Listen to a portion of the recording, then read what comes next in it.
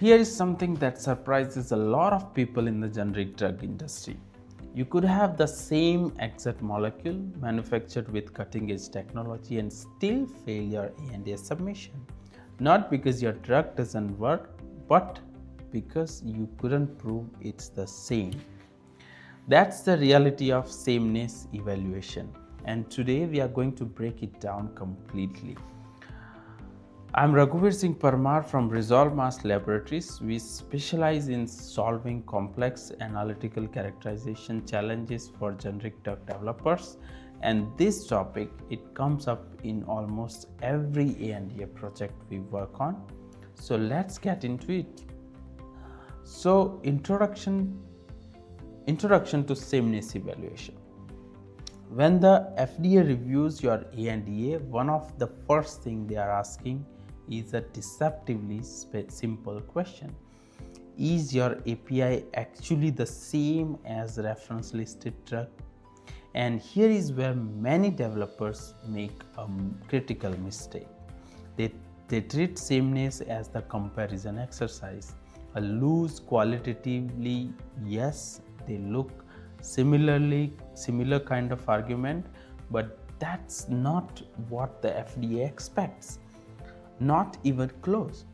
Sameness evaluation is a rigorous evidence-based scientific process. It's not about similarity, it's about proof, structured proof.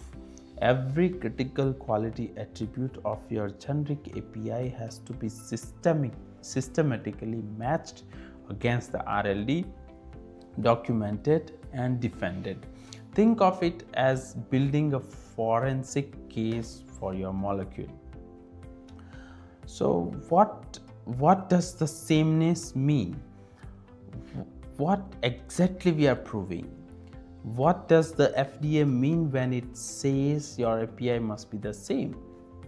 So there are 4 dimensions to this. First, chemical structure, your molecular formula, the bonding connectivity. This must be identical, not similar, identical. Second, stereochemistry. This is where things get interesting and honestly where a lot of submissions run into trouble. The same atoms arranged differently in 3D space can produce a completely different pharmacological profile. Enantiomers are a classic example. One version of a molecule can be therapeutic, the other can be inactive and even toxic. The third is impurity profile. Your impurities need to be comparable to the RLD and must not exceed them, because even at trace levels, impurities can affect patient safety and long-term stability. Fourth, physicochemical properties, solubility, pKa, log-P. These aren't just analytical checkboxes, they directly predict how your drug behaves in the body. One important note here, sameness applies only to the API. Your manufacturing process and excipients can differ. That's the flexibility generics have, but the molecule itself, no room for deviation. Core elements and structural analysis. So how do you actually demonstrate all of this? It comes down to a comprehensive analytical toolkit.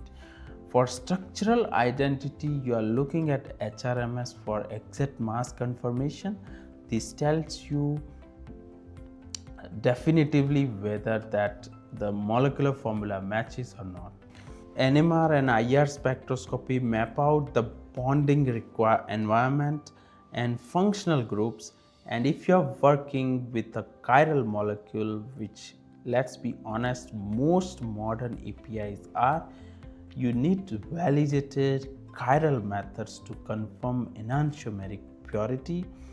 If your API happens to be a peptide, that adds a layer. You need amino acid sequences to confirm the exact sequence is preserved. This is an area where we at Resolve Mass have spent significant time developing robust workflows specifically for complex peptides, generics, where the analytical challenges multiply quickly. Impurity and physicochemical matching. Let's talk impurities because this is often where the real analytical work happens. The question regulators are asking isn't just what impurities are present, but are they at comparable levels to the RLD, and can you quantify them accurately? For non-volatile impurities and degradation products, LC-MS is your primary workhorse. For volatile compounds and residual solvents, GCMS.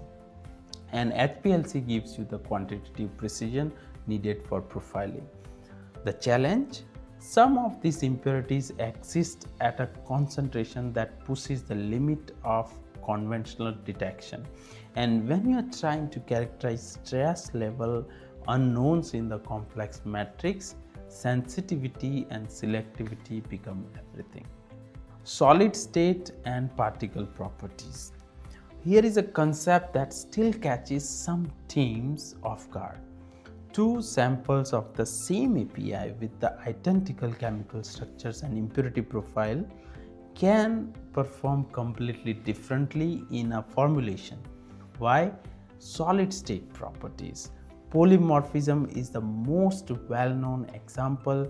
Different crystal forms of the same molecule can have dramatically different dissolution rates. Amorphous content affects solubility and shelf-life stability. Particle size distribution directly impacts bioavailability. So if your API passes the chemistry check but your solid state doesn't match the RLD, you have got the problem.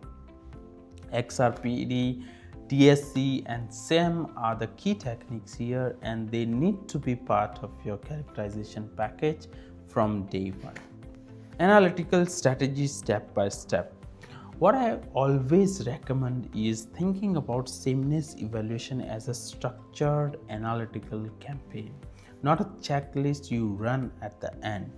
It starts with RLD characterization, baseline profiling of the reference drug before you even look at the generic, then comprehensive characterization of your generic API, then a rigorous side-by-side comparison of all critical attributes. Any differences go through gap analysis, and this is important. Differences aren't automatically disqualifying, but they must be scientifically justified. Finally, everything fits into your regulatory documentation package for the ANDA submission. The discipline here is the sequential and evidence driven. Skipping steps or running things in parallel without a clear rationale is where submissions start to unravel. Challenges in sameness evaluation. Let's be honest about real challenges because this work isn't straightforward. Trace level impurity detection requires instrumentation at the leading edge of the sensitivity. There is no shortcut here. Isomer differentiation, especially for stereoisomers with near identical physicochemical properties, demands highly selective chiral methods that must be purpose developed and validated for your specific molecule. Limited RLD access is another real world constraint. Reference drug isn't always easy to obtain in quantity sufficient for comprehensive characterization. And complex APIs, particularly peptides and large biologics adjacent molecules, introduce analytical complexity that conventional small molecule workflows simply weren't designed to handle. The mitigation strategy: high resolution instrumentation, forced degradation studies to proactively map your degradation landscape, and ICH compliant validated methods throughout. When we encounter a particularly difficult molecule at resolve mass, one where the standard approaches just aren't giving sufficient resolution or sensitivity, that's where custom method development becomes the differentiator. Experience with difficult molecules matters enormously here. Regulatory expectations and best practices. So, what's the bottom line on regulatory expectations? Consistency across all your analytical methods, scientific justification for any differences observed, full ICH compliance, fully validated methods, not partially validated, not fit for purpose without formal validation, and 3 best practices that I'd leave you with. Start early. Don't treat sameness evaluation as a submission activity. Start it during an API development. The data you generate early shapes your formulation decisions, your process controls, everything downstream. Use orthogonal techniques. Don't rely on single method to prove critical attributes.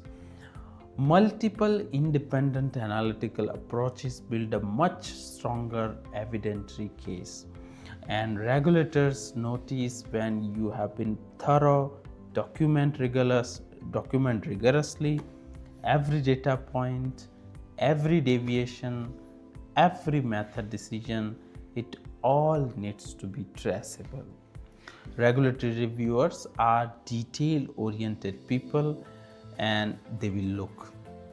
So finally, sameness evaluation isn't just a regulatory hurdle, it's a scientific foundation that your entire ANDA rests on. When it's done well, it's a powerful demonstration of analytical rigor. When it's done poorly, is the reason your submission comes back with a deficiency later. If you are navigating a complex sameness evaluation, whether it's a difficult molecule, a tight timeline, or a regulatory question we are not sure how to address, I'd encourage you to reach out to us and have a conversation. These are exactly the kinds of challenges that benefit from a second set of expert eyes. Thanks for watching, and if this was useful, let's keep the discussion going in the comments. And goodbye for now, and see you in the next video. Thank you so much.